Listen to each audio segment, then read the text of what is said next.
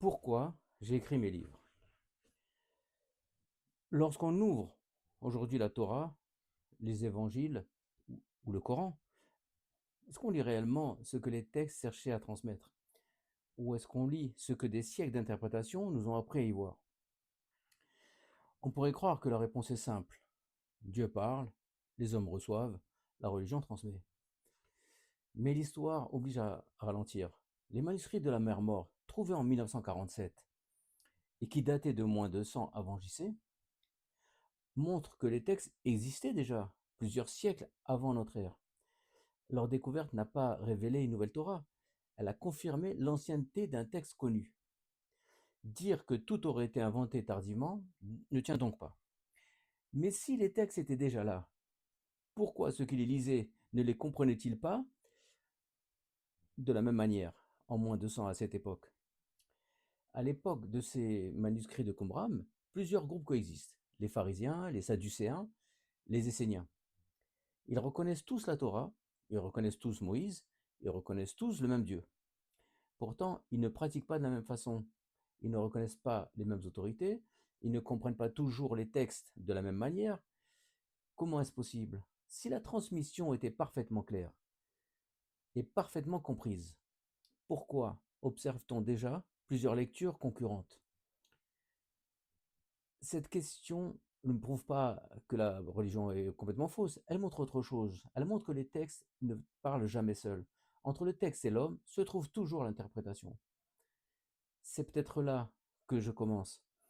Au fil du temps, les pratiques changent. Le temple disparaît, les sacrifices disparaissent, les sadducéens disparaissent, les esséniens disparaissent. Puis apparaissent les rabbins, le Talmud et les livres de prière. Le texte reste, les interprétations évoluent. Alors comment savoir que l'interprétation qui a survécu est nécessairement celle qui était contenue dans l'intention première du texte?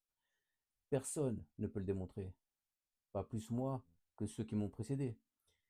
C'est ici que mon regard change, c'est ici que je cherche.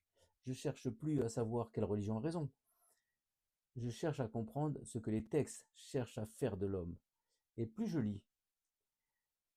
les lis en tout cas, plus un fil conducteur apparaît. Moïse semble mettre l'homme face à ses responsabilités, Jésus semble mettre en garde contre le moment où la règle change de sens, et Mahomet semble mettre en garde contre le moment où l'homme déforme ce qui lui a été transmis. Tous semblent pointer le même danger. Le danger n'est pas le texte, le danger est ce que l'homme en fait. Et plus je les lis, plus l'homme apparaît au centre du récit. Et apparemment, le véritable sujet n'a jamais été Dieu, ça a toujours été l'homme. Sa peur, son besoin de sécurité, sa difficulté à porter sa liberté, sa tendance à transformer un chemin en système, une question en règle, une responsabilité en obéissance, un enseignement en institution. Je ne prétends pas retrouver avec certitude le sens originel des textes. Je ne prétends pas que les générations qui ont précédé se sont trompées complètement. Je cherche simplement une réponse. Ces textes parlaient moins de religion que de transformation intérieure. Si leur but n'était pas de construire des croyances, mais des hommes capables de se tenir debout, d'agir avec conscience et d'assumer leurs responsabilités, car une religion peut être transmise, une règle peut être répétée, un rituel peut être produit, mais comprendre reste toujours un acte personnel. Et c'est probablement là que commence véritablement la rencontre avec le texte.